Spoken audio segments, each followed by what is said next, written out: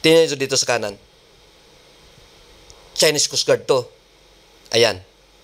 Dapat, hindi sila pumasok sa katubigan ng Pilipinas. Sakop sa exclusive economic zone. Ang ginagawa nila ng Chinese Coast Guard, hindi pagrespeto sa karapatan ng bawat bansa. Mayroon pa dito sa gilid, Chinese Coast Guard. Sa madaling salita, pinaikutan nila ang ating mga divers na Pilipino dyan sa West Philippine Sea. At hindi sila pwedeng maghari-harian dyan sa West Philippine Sea. Dahil mayroon tayong teritoryo na dapat hanggang doon lang ang ating pagkukontrol dyan sa West Philippine Sea. Nasakop sa ating bansa, Pilipinas. Tingnan nyo ang ginagawa ng mga Chinese Coast Guard.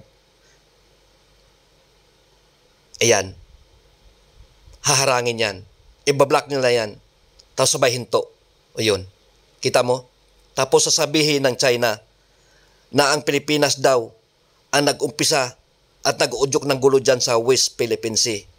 Diba? Kitang-kita pa paano binablock nila ang sinasakyan ng mga divers ng mga Pilipino. Binablock nila ang sasakyan ng mga divers ng Pilipino para haharangin nila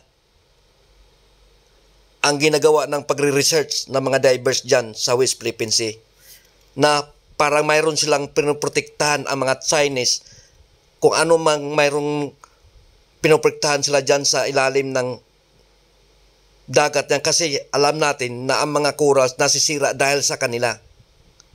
O diba? Hinaharang pa yan. Harangin pa ng ano yan, ng Chinese Coast Guard. Diba? Lagi binibinta ang gulo ng China sa Pilipinas. Ang Chinese ay binibinta lagi ang gulo, ang paghamon sa Pilipinas. Laging binibinta ang kanilang paghamon sa Pilipinas. Kita mo, ito mga Chinese Coast Guard to, yan. Ito sinasakyan ng mga Pilipinong divers dyan sa West Philippine Sea. Walang magagawa ang mga Pilipinong divers to kundi bibidyohan na lang ang mga pangyayari. Laging inahamon nila ang Pilipinas. Na laging lang sinasabi na ang Pilipinas daw ang nag-uudyok ng gulo dyan sa West Philippine Sea. Lahat yan ay detalyado. Nakabidyo lahat yan. Kahit pa anong pagsisunungaling ng China, hindi na pwedeng paikutin ang utak ng buong mundo. Dahil kitang-kita sa mga ginagawa ng mga Chinese Coast Guard kung paano nila hinaharang ang mga divers na Pilipino dyan sa West Philippine Sea. Sila lagi ang nag-uudyok ng gulo. Sila lagi ang nagbibinta ng gulo sa Pilipinas. Kita mo sa liit ng sinasakyan ng mga divers ng Pilipino, sangkatutak na mga nakaharang na mga Chinese Coast Guard. Ganon sila. Ang akala nila, sila ang nagmamayari ng buong West Philippine Sea. Gusto nilang kontrolin ang buong West Philippine Sea.